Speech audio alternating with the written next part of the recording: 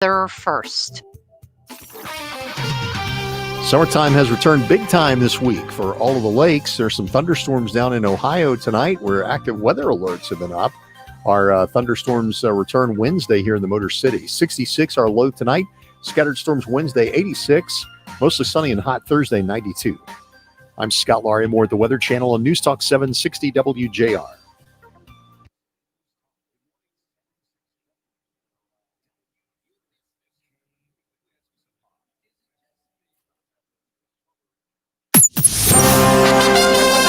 It's time for Lions Review. Presented by MGM Grand Detroit. Believe in your game. Now here's the voice of the Detroit Lions, Dan Miller. Hey, good evening, everybody, and welcome. It is great to have you here. It is time for Lions Review. We are back for the 2020 season.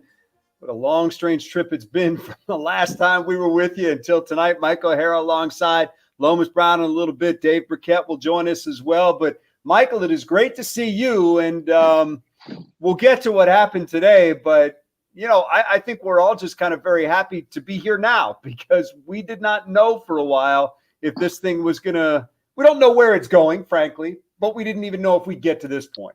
No, you're exactly right about that, Dan. I remember I was talking to Kenny Brown earlier today, and we were talking about some stuff we talked about, you know, back in March and April, and somebody asked me, would I be more surprised if the NFL started on time or more surprised if they didn't? And after kind of thinking, I said, I'd probably be more surprised if they started on time, but I think they will, if that makes any sense. So it's just been different. I can't remember a sports season like this at all. And that includes all the player strikes, the walkouts, all of that stuff.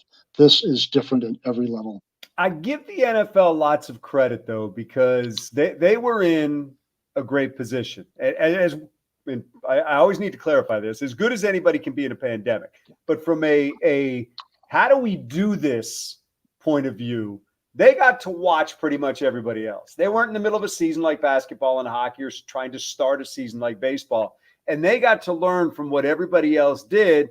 And to their credit, you know, so far so good in training camp. And it appears that you know, their lessons were well learned. They've got a lot in front of them, but so far so good.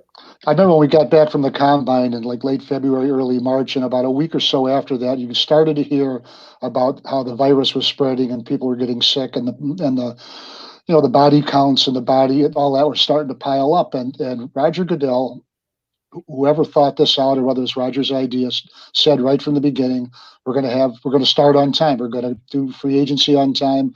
We're going to do the draft on time. Be ready and don't complain. Just be ready. And it sort of struck a model for all the 32 teams, their employees, coaches, all of that to follow. And it worked, and it's still working. You do whatever you can to put the odds in your favor. Speaking of the odds, tonight's show brought to you by MGM Grand Detroit. Believe in your game. See the way I worked that in, Mike? An off season, and I still got it. Still got it. It was 5-3 against, too. Powerful day today in Allen Park. Yes. It was a confusing day, to be honest with you. We didn't know what was going on. Practice kept getting delayed. Matt Patricia's press conference kept getting delayed. And come to find out, it was something that we began to hear about during the offseason, which was this team coming together, talking about social injustice, talking about things that had happened in the world. Many of them have been, you know, touched by it somewhere along the way and had stories about it. Ahmaud Arbery was friends and related to the guys from Brunswick, Georgia. So today, Matt Patricia just kind of opened up the floor, and the players, again, very emotionally began to tell their stories about social injustice, things that had impacted their lives, their friends, their families. And from reports, it turned into a 4-hour discussion, Mike. And before all was said and done, this wasn't a day about football. This was a day to talk about social injustice and to try to bring about change. You know, when we think of great days in sports, and today is one of those that I'll never forget it, even though I didn't hear the speeches inside the locker room and all that. All I saw basically was what a lot of other people saw when they came out and did the Zoom interviews, and you know, they were recorded and videoed and all of that. But it's a day I'm not going to remember because we know these guys. We may not be intimate friends even with people like Matthew Stafford, we've known for 12 years, but we know them. We sort of know what makes them tick, and to see what poured out from them. I don't remember a day like this. It wasn't a funeral. It wasn't It wasn't a memorial to anybody. It was pure emotion. And Dan, I think we often say that the best television, the best radio is what's unscripted. That was Mm. certainly the case today. It wasn't Hard Knocks with phony, the laughter and all that. It wasn't mic'd up. It was men telling their story to their friends, their teammates and their friends, and them reacting to it, and them standing up in front of the nation, really, because I saw it on ESPN and telling them we're not going to take it anymore. And you know what? I salute every single one of them. Well, and I think that there's so much power too in the fact that you have these guys who are at the top of their field, some of the most successful athletes in the world, and yet they believe that driving home, they can become a victim at any time. And to me, that's powerful because I think sometimes our perception is this just happens to somebody else. And what they're saying is it happens to us, it happens to our family, it happens to our friends, even the people we don't know, it has to stop. And Taylor Decker talked about that, it just being the opposite. He can drive home with a non-Michigan plate or whatever he said, a broken taillight, and not even worry about it, but know that his teammate, his brother, his brothers in the Detroit Lions, whoever he knows, they don't have that same feeling. They don't have that same security that they're going to get from point A to point B uninterrupted. I think that's one of the things that really impacted me the most. And we began to hear this, Mike, from Frank Ragnow during the offseason. Sure. And he talked about it. Matthew Stafford talked about it today. Even though it would appear that these guys are living parallel lives, I think the white players realized that the black players are having a very different experience in their life in this regard. And I think while they may have known that somewhere in the back of their mind, it has really hit home over the last 4 to 5 months as they have heard these stories from their teammates. Absolutely. And Frank Ragnow called it, what he called it, eye-opening and heartbreaking, what he heard. And he talked about white privilege. It doesn't mean like he was born with privileges, but just the things that he does not have to concern himself with, not worry about on his way home from work. And really, this is what these guys are doing. They're going home from work, whether it's here in Metro Detroit or back in suburban Minneapolis, where Frank Ragnow grew up. They don't have to worry about that, but now they know what their teammates have gone through and go through.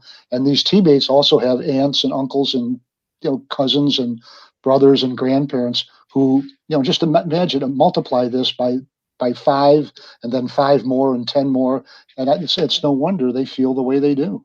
Yeah. And I guess, so many of the players too have had an experience somewhere along the way where they feel that because of the color of their skin, they have been singled out. And we've heard some of those stories. Duron Harmon told some of those stories during the offseason. And Duron very quickly has become a leader for this team. And you saw him out front today speaking for himself, speaking for the organization, and very eloquently putting their feelings out there for everybody to understand what their expectations are and what their desires are. Anybody who wonders what leadership is, and it's more than just yelling in the huddle and stuff like that, just if you get a chance, listen and watch the Matthew Stafford and Trey Flowers today, and just come away and tell me that you'll ever tell a guy, stick to football. No.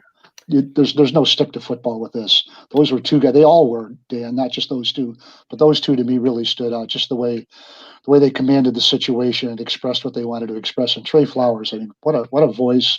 I don't mean just the tone of his voice, but he has that too. But what a voice he has on the social issue. It really is just, it's compelling. Really is. Trey doesn't say a lot. No. When he speaks, he means what he says. And he's very well thought out, very deep thoughts, very nuanced. And he's not a guy that you're going to hear from a lot. Maybe that makes it even more impactful when you do. No, I'd agree with that. And he uses words to shape a narrative and a picture, and he goes through it with you, and you learn something from him. I can't say I remember every word he spoke today, but I certainly got the message. And like I said, this is one of those days that I'm just not going to forget. No question. We're going to come back. I'm sure we'll touch on this quickly with Dave Burkett, but I also want to hit on some football and his impressions in camp so far. So let's take a break. We'll come back with Dave. Does a great job covering the team for the Detroit Free Press. So stick with us. We're glad you're with us. We're going to talk some football here on Lions Review. Lions, normally they'd be getting ready for a preseason game. Now they're getting ready for Chicago in week 1. We'll talk about that more when we come back.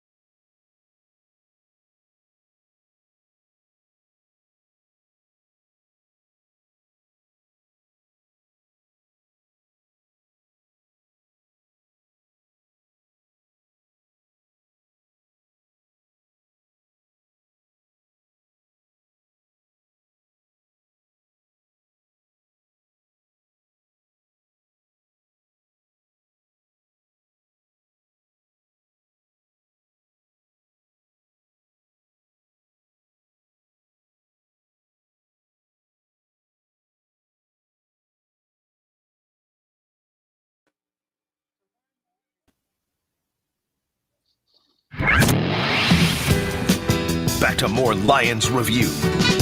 Presented by MGM Grand Detroit. Believe in your game. Here's Dan Miller. Hey, welcome back, everybody, to Lions Review. Rolling right along. This show tonight brought to you by Henry Ford Health System, the official healthcare provider of the Detroit Lions.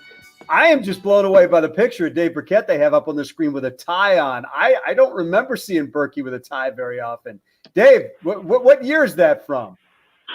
This is probably a wedding. I think my sister got married a few years back. It had to be something like that. It's been a while. There's no doubt about that. Well, guys, who wears a clip-on tie to a wedding? Listen. Come on, Mike. Yeah. So, Dave, just obviously want to hit on some football with you, but today was such a powerful day, and you have seen so much out there covering this football team.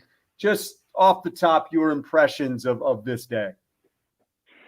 Yeah, I mean, powerful. You said it. And, a column that I wrote, I don't think it's up on freep.com yet. But, look, I think the Lions deserve to be praised, not just for today, but really the way they've handled the entire offseason. I mean, you can talk about the protocols they put in place to, for the pandemic, the way that they allowed players space to be humans, not just football robots when George Floyd's death was such a big topic and impacted so many people. And then, again, today with this, I mean, I think some people will say, don't get political and stick to football and all that. But at the end of the day, these guys are humans too, and they're using their platform to try to do good. And I think that's a good thing.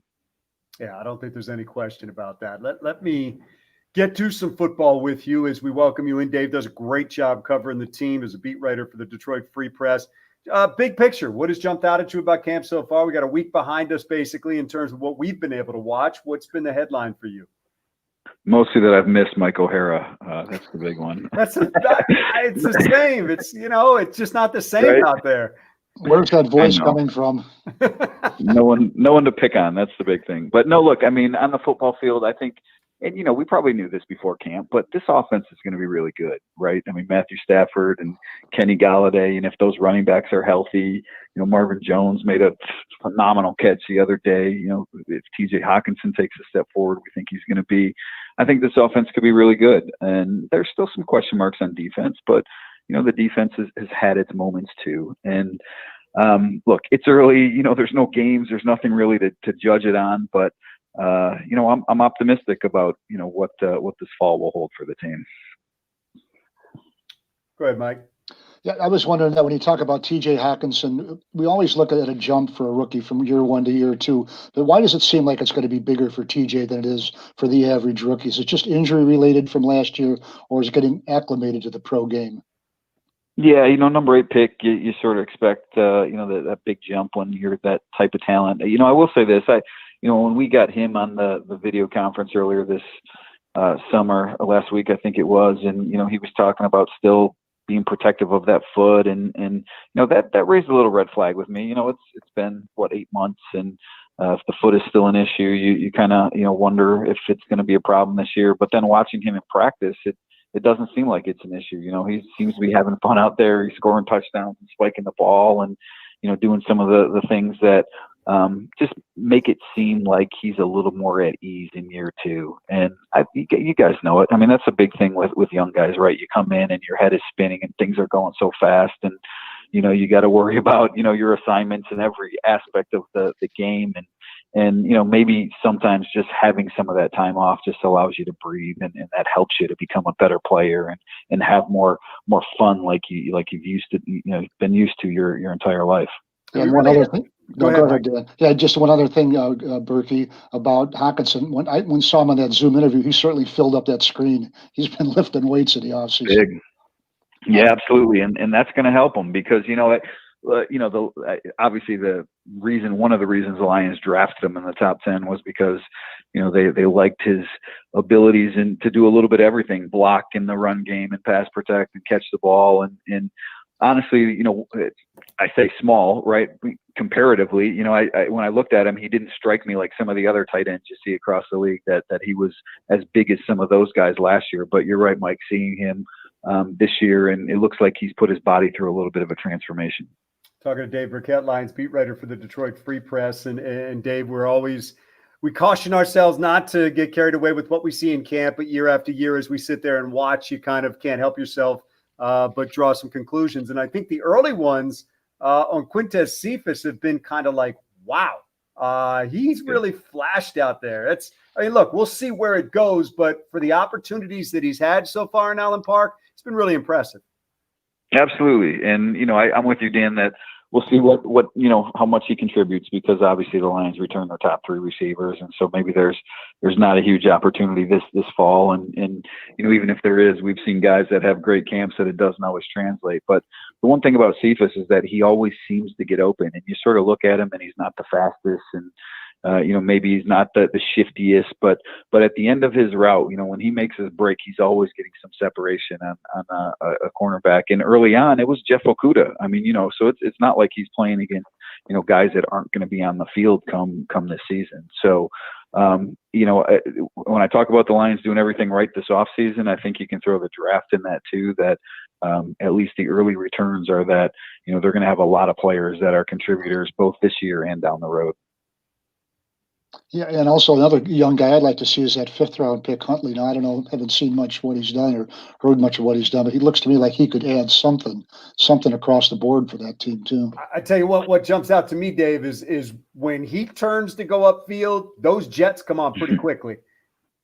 The pass game, I'll tell you what, both those rookie running backs, they can be a factor in the pass game. When you watch them in one-on-ones against linebackers, and granted that drill is slanted obviously to the offense, but those guys just have when they get in the open field, there's not many guys that are going to be able to stick with them. So, Huntley's I'll be anxious to see what the Lions do with the return job. Obviously, Jamal Agnew, fighting for a roster spot at receiver.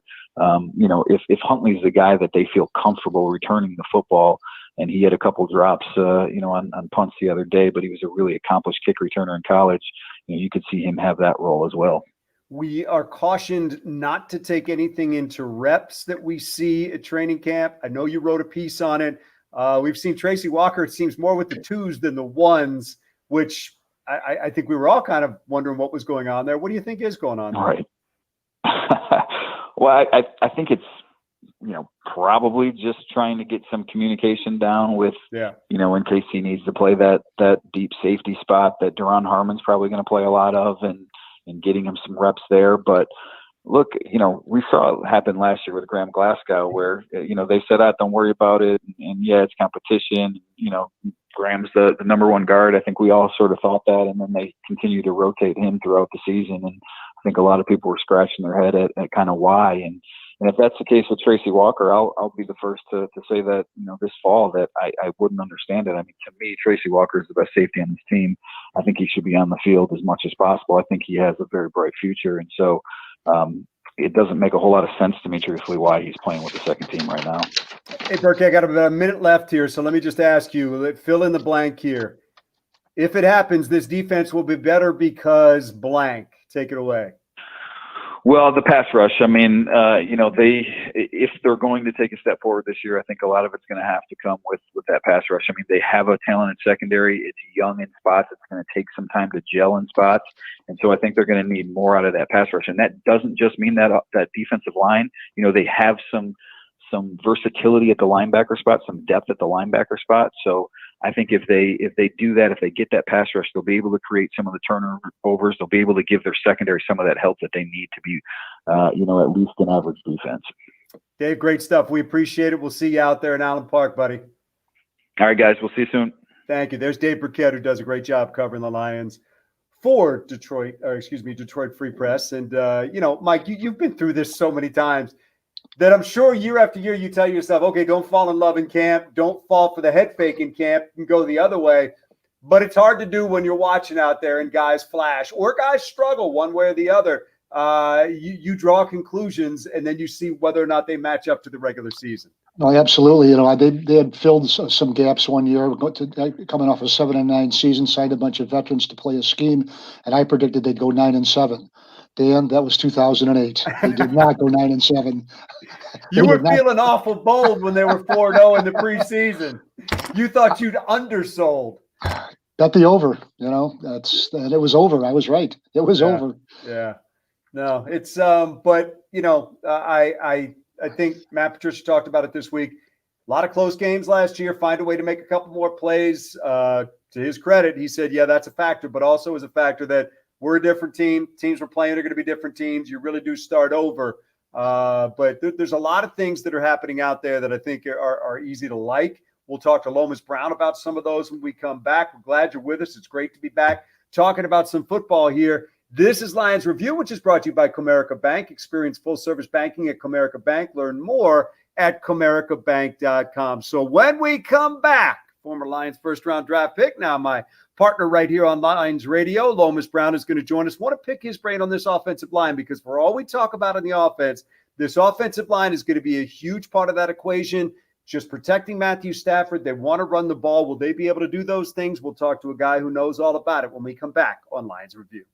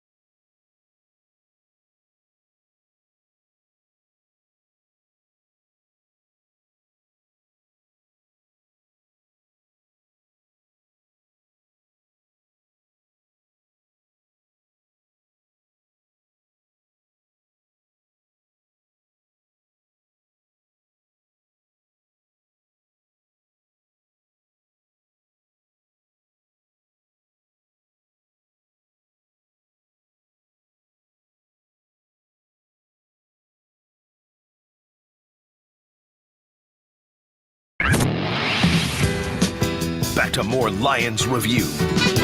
Presented by MGM Grand Detroit. Believe in your game. Here's Dan Miller. Always good to see my two guys on the screen right there. You're following us along on social media here. If you're not, great to have you on the radio. But I see my guy, Mike O'Hara, who's joining me for the show tonight. We bring in Lomas Brown, my partner on Lions Radio. Big Lo, how you doing, my man? I'm great. How you guys? You got the world famous Mike O'Hara with you, voice. My man. How are you, Michael? Could you say world famous a little louder, please? Hey, Lo, I definitely want to hit you on this offensive line. But before we do that, just what today meant to you as a former player, as a former member of this organization, as a black man, as a father, to see those players and the coaches and the entire organization just hit pause and say there's something bigger than us that we can be a part of. What did that mean to you? I mean, it was strong. And, you know, I like to start off by just saying to Coach Patricia, I mean, it's just been a job well done by him this whole all season. And, you know, I talked to Tracy Walker during the all season, and he just told me how they spent so much time talking about things outside of football. They talked about everything but football. And to me, that shows me that this man really cares. It's not just about his job. It's not just about him just showing a facade to these players. It's about somebody that truly seems to care about these guys and their lives. And, you know, Dan, for me, it just hit home because, you know, this has just been going on. When is enough enough? When is enough enough, man? It's just so hard. Like you say, me being a black man, me being a father, me being a grandfather, the 4 grandkids, you know, who are watching this and seeing this and it's on display. And it just breaks my heart. And it's really, you know, I talked to Nick, our producer, about it, and I told Nick it's really starting to get me angry. And I think that's the reaction from a lot of people now. It's just, you just been seeing it go on so long. Now my feelings are anger now that I'm starting to get. That's my first reaction. And it shouldn't be that way.